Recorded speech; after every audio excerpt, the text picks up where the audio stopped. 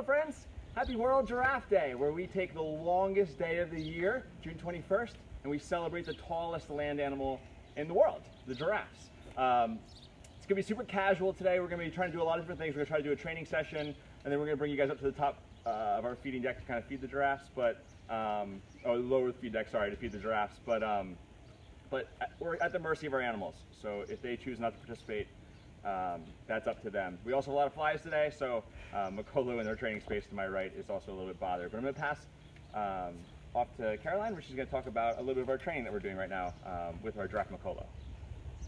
Morning everyone, thank you for hanging out with us today. Right now we have Makolo and his trainer Shelby is here, and he is our 4-year-old reticulated giraffe. We have 2 other giraffes in here that you might see walking around in the background. That one is Gerald, and then Daruba's just off camera. So right now Makolo is in, there's that Daruba. So right now Makolo is in his training space, which is a special space that we designed for training. And we can pull them in and separate them from the other 2 so that there are no distractions. We do a lot of different types of training with them. So what Shelby has right now in her hand is called a target stick. And Makolo has been trained to touch it with his nose, and that's a really good way for us to get his attention. So obviously, sometimes they get a little distracted, and because they're so tall, they can see way more than we can see. So sometimes they get a little distracted by something that we can't even see. So every time that he touches that with his nose, you're going to hear Shelby blow a whistle, and that signifies to Makolo that he has done the right thing and a reward is coming. So a special thing that we have to do for our giraffe is trim their feet. And what is on the ground there is a fire hose block that we've built, and we've trained them to put their feet up on that block, and then we can trim the bottom of them. So all of the training that we do here is voluntary. So if the animals don't want to participate, or if they're distracted, then we just stop and we say, okay, we'll come back again another day. So what Makolo is doing is a perfect example. So they have the longest necks. Their necks are about 5 or 6 feet long, but even though they're so long, they actually can't just bend their necks down and reach the ground. They have to splay their legs out as wide as they can and bend their knees a little bit. And that's how they have to reach the ground when they drink or if they ever eat something off of the ground. So Makolo is getting carrots for his treats for his training, but right now he just seems to be so distracted. I think there's a baseball game going on off in the distance. So some other training things that we do with these guys, we have done voluntary vaccinations, and we do those in their neck or sometimes in their shoulder. We have worked on blood draws with them, so we're able to get blood from them. You want to come back over here, bud? Let's try one more time. These guys are pretty food motivated, so they're mostly willing to do anything as long as they can get a little treat. Those long legs. So his legs are about 6 feet long each, maybe a little bit more. And they have spots on the upper part, but then as you get to the bottom, they're mostly just white. And so his spots, he's called a reticulated giraffe because of the type of spots that he has. He's got a little fly. So what Ryan is doing is he's holding Makolo's foot. You can see, you might be able to see that he has 2 toes on that foot. They have 2 toes on every foot. And Ryan has a hoof brush, and he's just going to clean all the dirt off the bottom.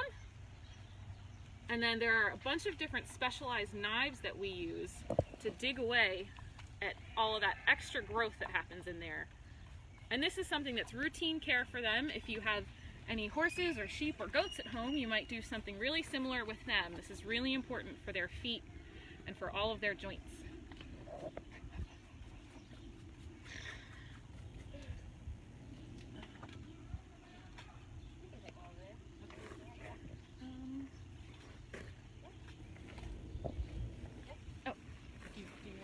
So we will head over here to our lower feed deck where our other 2 friends are waiting. Actually, yeah, let's hang here and we'll look at his head while he's right here. So you can see he has those spots all over.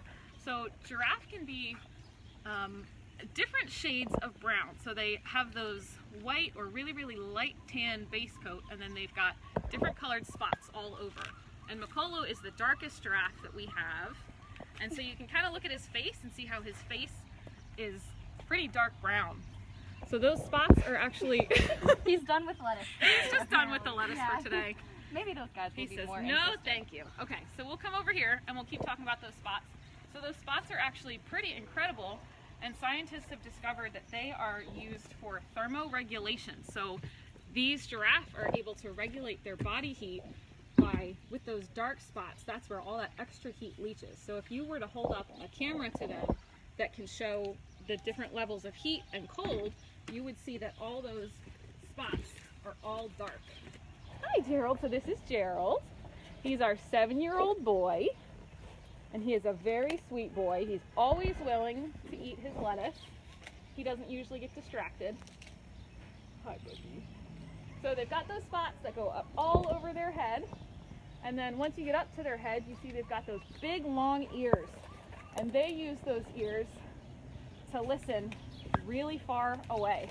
They've got pretty good hearing. They use those ears to swat flies, and they can also tell us a little bit how they're feeling with those ears. If they're moving them really rapidly, we can know that they might be a little upset. Also on the top of their heads, they have those really cool things called ossicones. I don't know if you can get in close enough and see. So they are horns that are covered in hair. So we are used to seeing horns on animals that are just completely bare, and they look white or tan or dark, but these are covered in hair. And they've got 2 big ones on the top and then that one in the middle. Hi, buddy. They've got those big eyes that are really, really good for helping them see long distances. And if you get up close, you can see they've got really long eyelashes.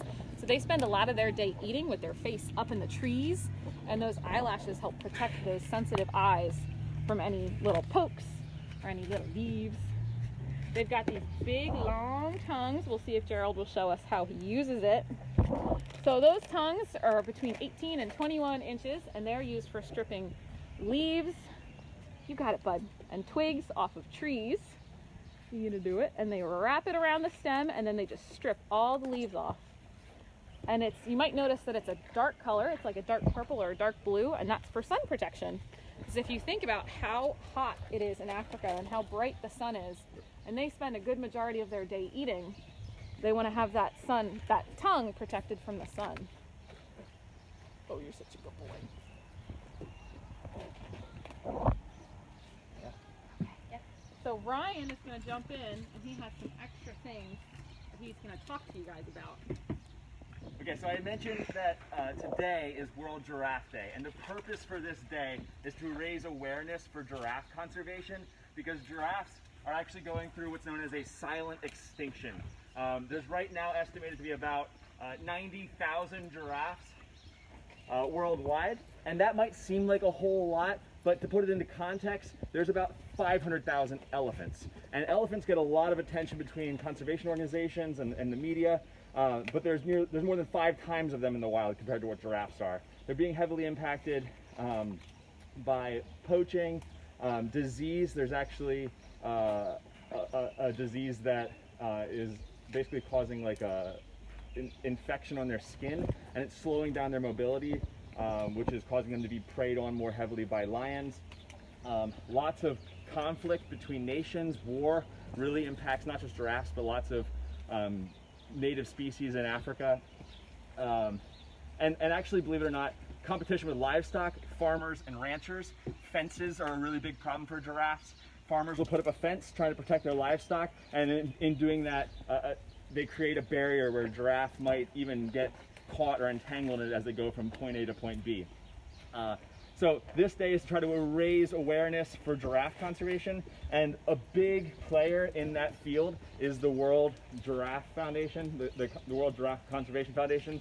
You can look it up online.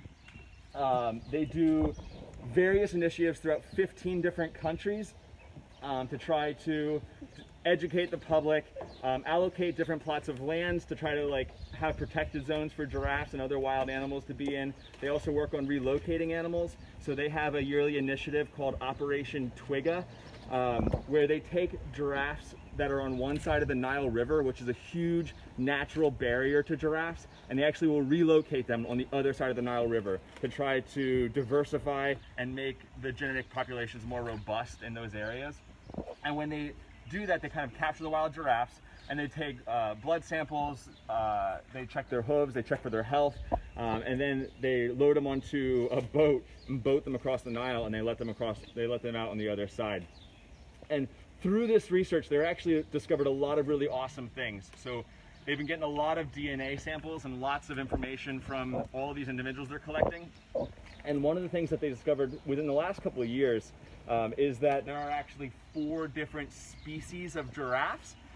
We kind of used to always think that there was one species with 9 subspecies, but within the last couple of years we've discovered there are 4. And they're so genetically different than each other, then they're actually more different than the bears, the polar bears, the grizzly bears, and the black bears. The 4 species that we have are different, and they're the northern, the southern, the reticulated, and the Maasai giraffe. Our friends here are all reticulated giraffes. And what makes them different is just really their pattern. It's the big difference between them. Their patterns range from like a light brown to almost a black spot patterns, and then they'll actually have those white lines in between, could even be as close to yellow instead of white. So they've been doing a lot of really awesome work there. And one of the things that I talked about earlier, disease being a thing that impacts giraffes. So there's this skin disease, like I had said, that affects them. And one of the really awesome things that we can do here in a zoo collection is we can take anti-parasitic medications and potentially treat our animals with that. And then through blood draw training, can actually test their blood to see how long that antibiotic can stay in their system, and then report back to field researchers and say like, hey, this stays in their system for 6 months or 8 months or 10 months. And that's a really valuable piece of information for the people who are out in the field trying to save giraffes from this devastating disease, because they know then that they can treat wild animals and they know how long it'll stay in their system before they have to redo all that treatment.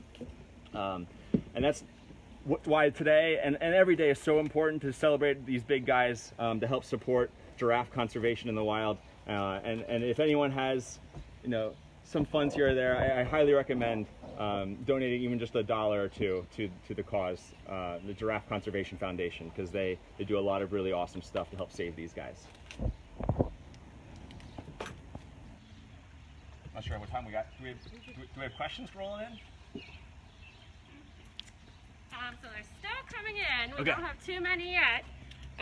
So I don't know if we want to repeat what we can do to help giraffes in the wild for everybody who's watching. Right, yeah. So it's really, giraffes are really that species that is pretty tough to have a at-home thing that we can do to save these guys specifically, because a lot of things that are impacting them is very regional to Africa. Obviously, don't buy giraffe products, but most of us don't fall into that category anyways. So you can do what you would do to save most animals. You can try to recycle and try to reduce your impact on the world. That's the best thing. But I had mentioned earlier, I mean, if you even have $1, the Giraffe Conservation Foundation, they're doing a lot of really awesome things to specifically save giraffes, and they would very much use that donation in a very efficient and meaningful way.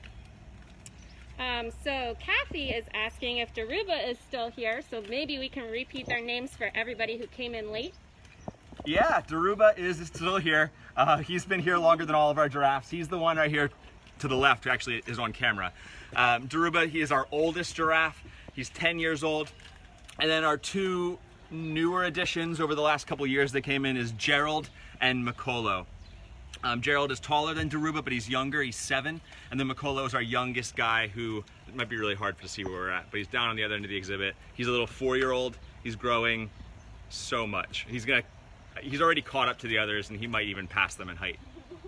One can only So a lot of people are asking how big can they get and how long are their necks? How big can they get? So the giraffe can top out at like 19 feet tall. Our boys are kind of around 15 feet. So if you've been to the zoo and you're familiar with how tall our guys are, if you could imagine like a child standing on top of their heads, that's as tall as like the tallest giraffes could be. As far as weight goes, they can be up to 2,000 or more pounds. Yeah, as far as height and weight. All right.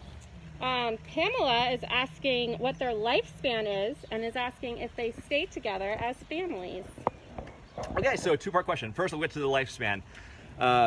So I talked about our boys' age, and all of them are quite young. Giraffes can live 25 to 30 years in captivity. There have been some females that have lived longer than 30, but they are like the trendsetters. They're really, really record breakers there. So 25 to 30 years is pretty average. As far as groups in the wild, they have very, very loose herds.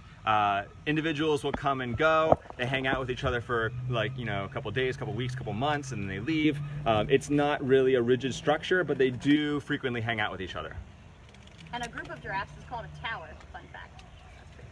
Or a journey. I've heard it called a journey. So Lisa is asking, where do they go to get out of our cold climate? Ooh, that's a great question. So it might be tough to see with the camera, but we have this large barn in the background. And when weather is just too cold or it's snowing or anything like that, we have them inside that barn. It's heated, so they can stay comfortable. And then whenever we get the opportunity to, we let them outside. But on those really brutally cold winter days, they're inside their heated barn. All right, Sophia would like to know what their favorite food is. What their favorite food is. So if you were to ask a wild giraffe what their favorite food is, they might say acacia. That's what they eat the most of. It's the most of their diet. Acacia is like this really thorny plant tree that's found throughout much of Africa. Here our giraffes are a little more spoiled. So they obviously love their grain that they get. They get 23 pounds of grain every single day. But each one of them has their own kind of distinction. Gerald has had a lot of GI issues in the past, so we try to minimize the amount of novel or fun foods he gets because he gets an upset stomach from it, but he really loves carrots a lot. Makolo, who is down on the end of the exhibit, his favorite food is actually honeydew melon. And then Daruba is not that particular about many of his snacks. I don't know, Caroline being the trainer, if he has anything that's like his favorite, but he tends to eat just whatever you put in front of him. Yep. Yeah. So Laura is asking, can I feed the giraffe when the zoo reopens? Yeah, we are doing giraffe feeds when the zoo reopens. There will be a little bit of different rules that we have in place to try to facilitate that. Like, it won't be as it was before the shutdown, but we're going to be trying some things here and there. Let's see here. I lost my spot. John would like to know, what are their horns for? What are their horns for? So their horns, or their ossicones, are mostly used for fighting, especially in the males. They have much larger, longer ossicones than the females do, and a lot of times they won't have that much fur on them from all of their sparring. So they do a thing called necking, where they stand shoulder to shoulder, they lock their legs, and they swing their heads at each other like big wrecking balls. And it can be quite intense to watch at times, and they get some force behind it. But the main point behind it is like establishing dominance amongst a hierarchy. So like the most dominant males will have access to more resources than the more subordinate ones. So they fight in that way.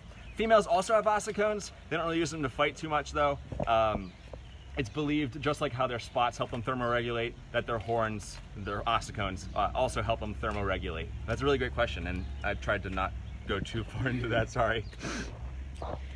Mia is asking about enrichment and what type these guys like to get. Ooh, enrichment. Okay, so I love enrichment. Yeah, we can kind of walk over to the side here and kind of look at some stuff. So giraffes spend a huge amount of their time eating in the wild. They can spend like up to like 16 hours of the day, every single day eating. And so they have a very orally fixated enrichment plan that we have for them. So we have lots of different puzzle feeders where they have to use that really long tongue to kind of snake through to get their food out. We have lots of fidgety kind of things. We've created fidget boards for them, which are full of like chains and hardware and stuff like that, like things that twirl, so they get to play with it with their tongues. They spend a lot of their time interacting with all of those things, but that's kind of where we focus our enrichment on them. We also had a giant soccer ball that they loved to kick around their exhibit, but one day they kicked it a little too hard and it popped. So we need to replace that, but they really enjoy kicking things. We give them cardboard boxes too, and they love crushing them. Janet is asking, do they all have their own trainers?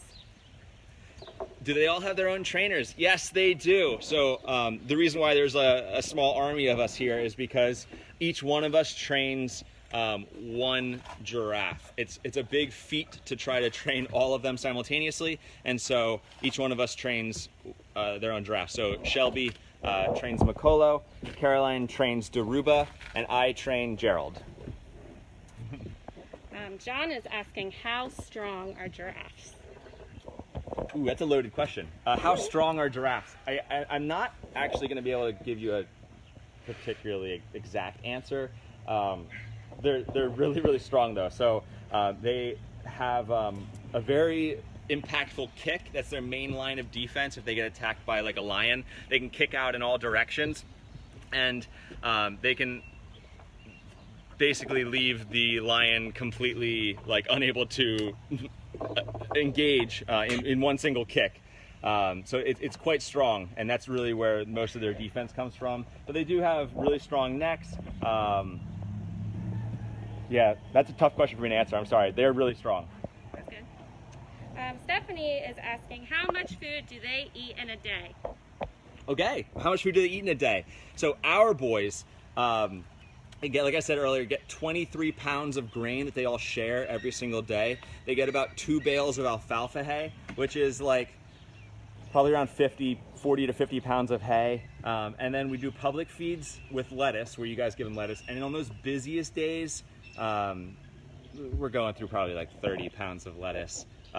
So like upwards to, between all of them, close to like 100 pounds of food a day is what they're sharing, pretty close to that. In the wild, they're eating, like I said, all day long. And then when they're not eating, they're either digesting the food they just ate or sleeping. That's really the bulk of a wild giraffe's day. Jill was listening when we were talking about using our barn in the cold weather, and is asking what happens if the giraffe was to get cold. Yeah, it would be really unfortunate. Giraffes have a lot of really complex, amazing adaptations or superpowers to help them survive in the extreme heat, but they have no adaptations to survive in the extreme cold. They have really thin fur, their blood vessels are really close to their skin, so their body temperature can drop rather quickly, and they have no way to easily warm themselves back up, so a giraffe would unfortunately die. Pamela is asking, do they lay down to sleep? Do they lay down to sleep? Yes and no. A giraffe absolutely will lay down to sleep. Sometimes you'll see our boys doing it. They're laying down, especially when they're really comfortable and relaxed. They'll kind of, when they're really down and sleeping, they'll actually put their heads back across their bodies to kind of rest it. But they also can sleep standing up. Giraffes don't sleep a whole lot, only a couple hours every single day, and it's in small, broken up chunks. So they can power nap while standing as well as laying down. Alice is wondering, what color eyes do giraffes have? Oh man. Man, that's a great question. I want to say that it's like brown, and I have never seen a giraffe with different colored eyes. So maybe there's anomalies out there, but I'm pretty sure it's brown almost all the time. All right. Ashley is asking where they get their names from. As far as like our boys, how they got their names. Yeah. Most of the time when like any animal is born at a zoo, either the keepers or the animal staff name the animal, or they open it up to the public to vote on a name for the animal. That is like almost all of the times animal names. Our boys all came from different zoos, so they were born there, and so I'm not quite sure how those facilities named their animals, but you know, they either named them themselves within the animal department or they had the public vote on it. I'm sure that's probably how it came about. Mariah is asking, why do they have long necks? Why do they have long necks? There's a couple different reasons, but the biggest one is just that by having really long necks and being so tall, they can outcompete other animals for food. So animals that aren't quite as tall just can't reach all the leaves that the giraffes can reach, so they don't have to really worry about too much competition for food. There's only a couple of animals that could reach the same branches that they can reach by being so tall. Rick is asking, how little are they when they are born? That's a great question. When a giraffe is born, they're already the size of a full-grown adult person. They're about 6 feet tall and weigh around 100 pounds. And a giraffe baby is really impressive as well because you can imagine Africa is quite intense, lots of predators, and so a newborn baby needs to be ready to adapt to that quite quickly. And so within 30 minutes of being born, giraffe babies can actually stand up and walk around, and within about an hour they can already run. So they are very well equipped very early on to survive the African plains. Janelle is, oh no, we did how fast, did I ask someone? Janelle, Are you not? No. sorry, is asking how fast can they run? Yeah, so they might actually underestimate a lot of us. Giraffes can top out at like 35 miles an hour, which is far faster than when I can run. And a big part of that is just because their legs are so long. Their legs are about 6 feet long, and so their stride is just enormous. They look super graceful when they're running because their legs aren't moving that fast. They're just covering so much ground every time they take a step. A really interesting thing about the way that they walk and that they run is when a dog and a cat would walk, they would walk with the back foot of the left side, and then the front foot of the right side, and then the back foot of the other side, and then the front foot of the other side. So they walk with their opposite legs, but giraffes walk, when they step, both the right legs go at the same time, and then both the left legs go at the same time. Which you might, yeah, Makolo is sort of demonstrating for us. Oh, and he's done. But if you ever watch a giraffe walking, check that out. All right, Kieran and Arya are asking, what are their predators? What are their predators? So once a giraffe is an adult, they don't really have too many predators outside of like lions. Lions are the main predators, and like I had said, it's really risky for a lion to try to go after a giraffe. So they're mostly being opportunistic and going after those giraffes that are being impacted by the skin disease that I had mentioned earlier. Obviously, humans are a really big threat to giraffes with poaching and being displaced from their habitats. There are very rare instances of like crocodiles getting a giraffe after it bends down to get a drink of water. And hyenas too can sometimes be opportunistic, as well as African wild dogs a lot of times can go after the calves. But once they're adults, there's not too many threats for them. All right, and last question. John is asking, do they communicate with each other? That's a really great question. Do they communicate with each other? So for a very long time, people really weren't sure if giraffes even made sounds. Really young giraffes will actually make a mooing sound. I can't think of how else to describe it. It sounds like a cow when they're really young, and a lot of times it's like communicating to their mom. But as they grow up, they stop making those sounds. I've literally never heard our adult giraffes here make a mooing sound I heard Makolo make it once when he was really little, but since growing up, I haven't heard it at all. Now there's a lot of research out there showing that they actually hum. It's within our ability to hear as well, so we can in fact hear it if we're listening closely, but a lot of times the research that was being conducted found that they're doing it at night. And we need to figure out what's going on as to why, but it's still it's an ongoing process, and it's pretty awesome as it's going. Well, and also, I guess it's mentioned Happy Father's Day to all of our dads out there. Celebrating World Giraffe Day, we all kind of totally forgot that it's also Father's Day. So Happy Father's Day, everyone! Someone asked if any of our giraffe are fathers, Yeah. and we're wondering if they were, to wish them a happy Father's Day. Gotcha! Not to my knowledge, no. None of our boys are dads. They'd be good dads if they were, though. But thank you guys so much for joining with us. This was a lot of fun. Thank you for all your questions, and hopefully we'll be seeing you in person sometime really, really, really soon.